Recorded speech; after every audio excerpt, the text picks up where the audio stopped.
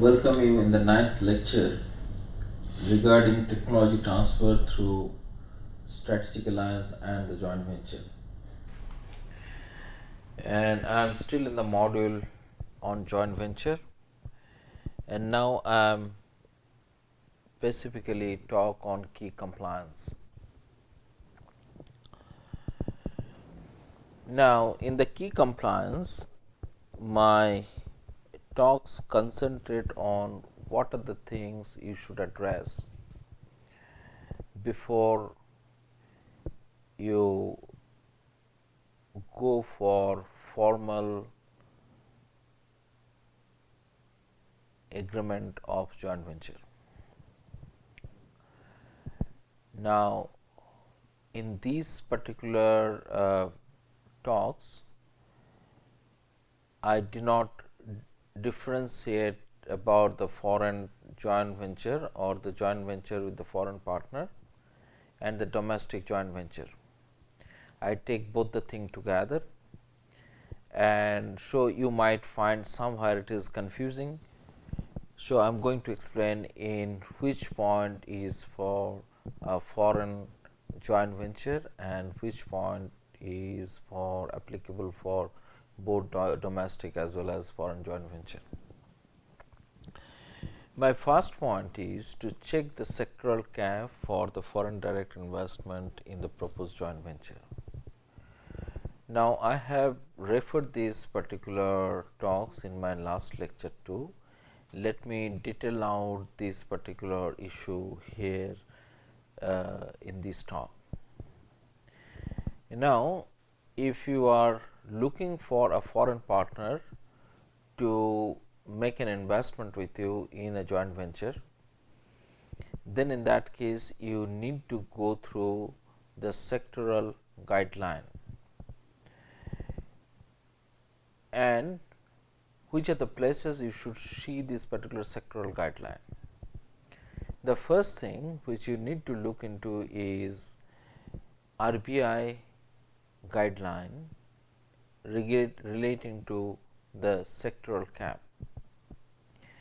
In some cases, there is a automatic approval, that means RBI prescribe that a particular amount of investment can be done without taking a formal approval, and in some cases you need to take approval before you make an investment.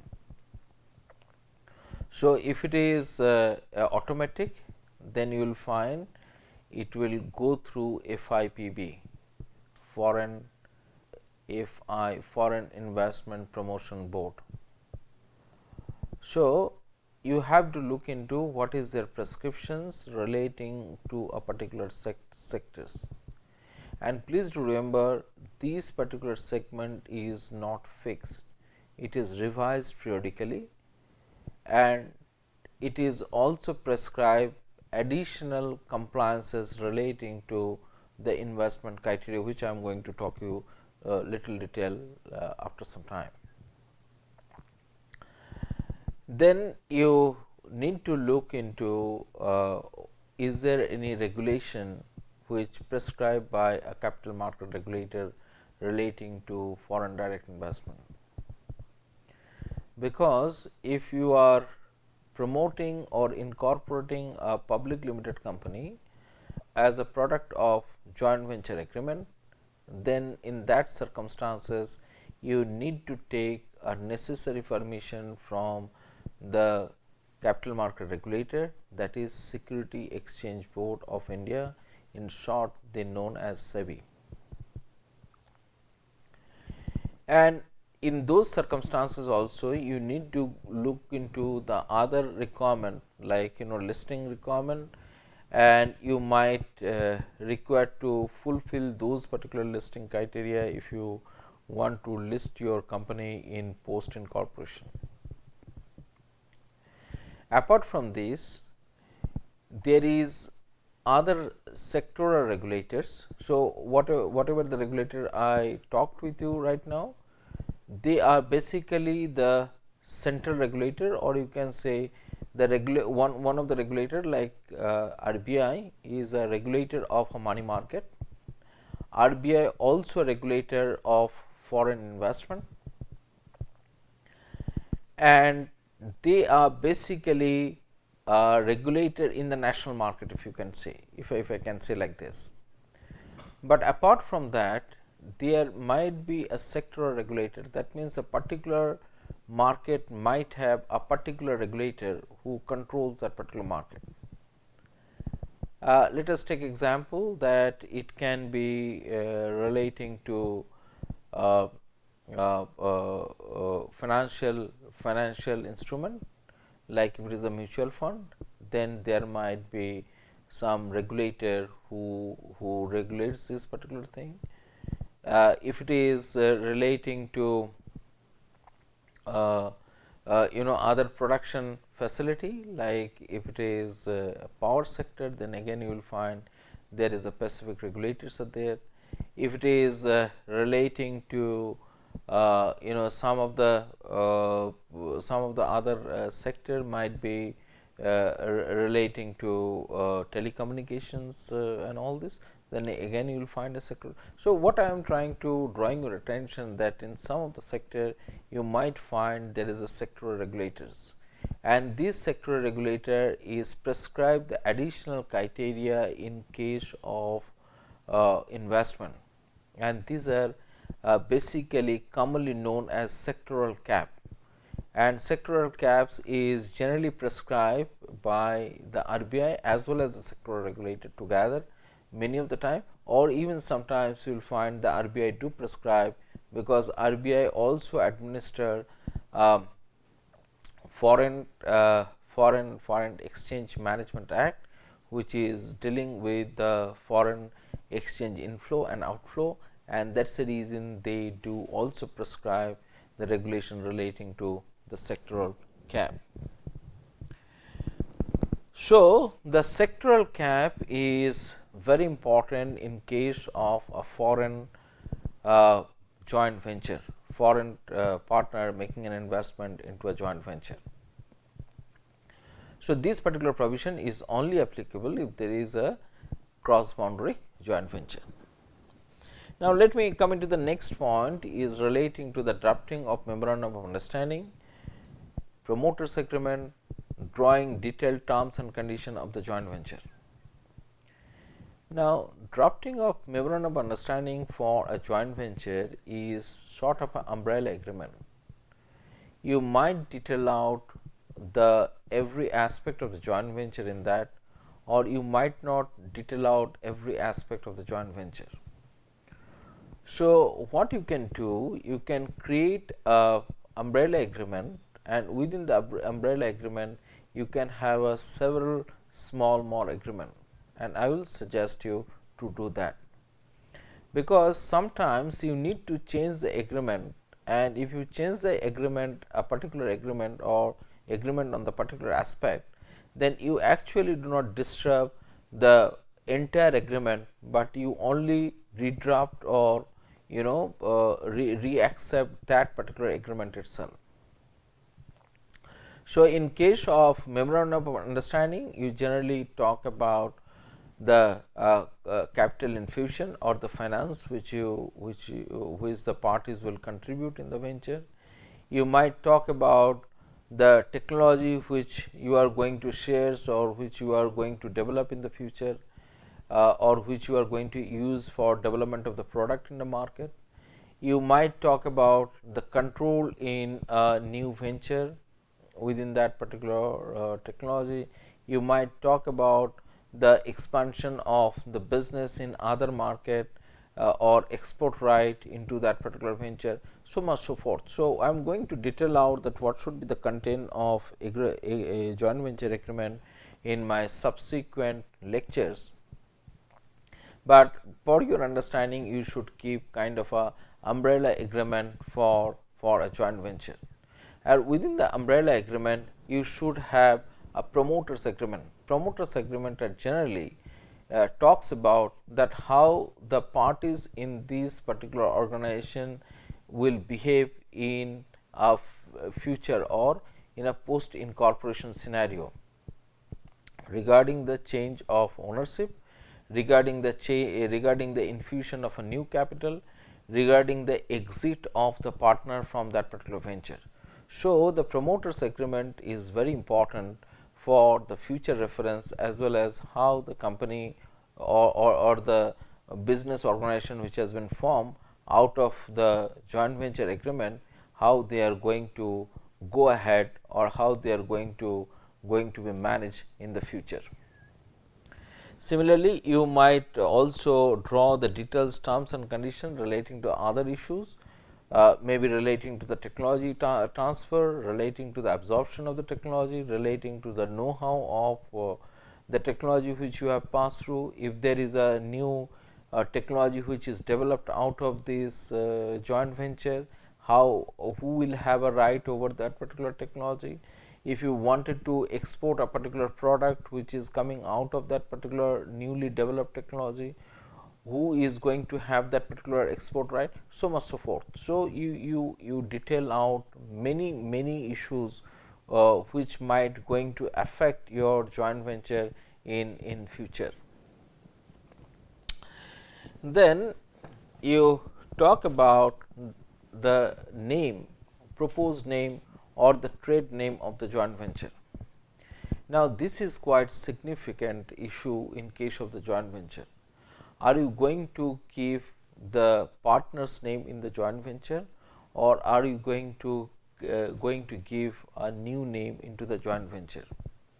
Many of the time people do want the partner name to continue in the new joint venture organization or new company which is coming out of the joint venture, because it gives the credibility into the market where they want to establish themselves. Take an example.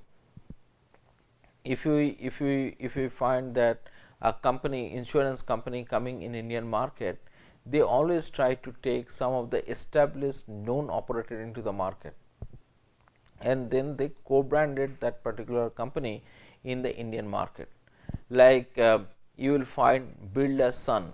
Birla is a known operator in Indian market, and people has a quite a faith on this management or this group of people.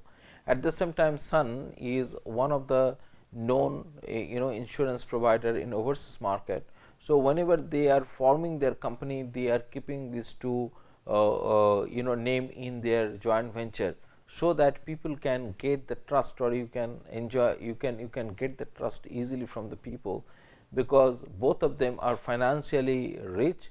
At the same time, they have a track record of doing good business into the finance in the insurance product in the past years. So, in the financial market, you will find this is quite common, because in case of the financial market, all the business or majority of the business run based on the reputation, because if the player do not have a much reputation, then people do not really secure the trust of the people relating to that product. At the same time, when you are looking for a particular name, you need to see that that particular name is not already exist in that name. There is a no existing business organization or the company, and it is also not a trademark or brand name of any particular product or the company who is operating in that particular market. So, what people say that it should not be deceptively similar when you are incorporating this particular company. Now, you will find that Ministry of Corporate Affairs has given a detailed guideline relating to how to choose the name of a company if it is incorporating as a company, and at the same time which of the names should be prohibited in taking as a name of a new venture. So, I will advise you that you should log into the MCS site, and now it is automated. You can put the choice of your name and try to check that this particular name is available in this particular market or Indian market or not. So, name is one of the important issues in case of the joint venture. Now, the next thing you need to decide on location of the register office of the joint venture and location of the project. Now, while you are deciding on the location of the register office, you need to look into the different issues, like is your register office is somewhere located which is in proximity of the business environment. That means it is always advisable that wherever there is a financial institutions or wherever there is a other other companies are there who provide the different kind of service like credit rating, or the merchant banker, if you wanted to go into the market tomorrow, or there is a asset management company, you should have your company registered in those particular place, because it's a matter of the convenience to take the different service which you wanted to take. At the same time, you are also required to locate your factory, which might be quite near to the availability of the raw material or the workforce which you are technical workforce which you are looking for, or there might be a specific infrastructure facility which is required for your business. So, the finding the location of the register office as well as the project location is one of the important decision in case of the joint venture. Like many of the time you will find, if you are dependent on the minerals, you will try to locate your factory near to near to the mines, so that the transportation cost will be less. At the same times, you will have a continuous supply of the mineral on which you wanted to develop the product. Similarly, you might be highly dependent on the transportation, and it will be good if you can access the railway transportation facility. So, you might like to get a proximity with the railway infrastructure, or you might sometimes even look into the highway infrastructure, which might help you to transport your goods from or the raw material into your factory, or the finished good to the outside market. So, these are the some of the strategic decision which you need to look into this. Many of the time, even the labors or the accessibility of technical labor is one of the issue. And like if you are a software company, or if you are more in a service oriented company, possibly you might prefer the Bangalore as a location, because you will find that it has created a service ecosystem, or the the business which provide ecosystem for service companies. Now, let me come into the next point, is relating to incorporation of joint venture business organization. I think in my last lecture I have detailed out that what type of organization you should choose for the joint venture, and it is also not necessary that you need to have a formal business organization. But if you choose the business organization, then you should find out that which business organization is suitable for you, which that particular business organization is matching with the objective of the business which you wanted to pursue. Will it going to give you the scale of operation which you are looking for? Will it going to help you in the growth in the future? Will it help you in raising the capital from the market? Will it give you kind of credibility before the market? Will it give the attraction to your future workforce, so much so forth. So, when you are choosing the organization, there is a several criteria which should come into the picture. At the same time, don't forget about the regulatory requirement, because in some of the regulatory requirement they prescribe a specific form of the business, and you need to incorporate your business if you want to operate in that particular segment. At the same time, they do prescribe a capital requirement. So, if you have a huge capital requirement, you cannot incorporate your business as a partnership, you need to incorporate your business as a company, because in that case only you can address the huge capital requirement or capital need. So, again incorporating or choice of particular business organization, how to incorporate that.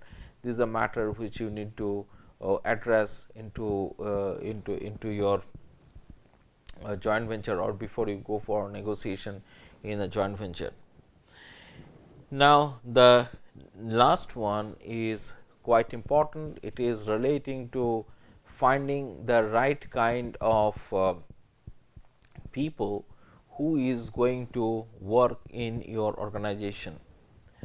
Now, you need to find out that who will be the key managerial personnel in this joint venture organization.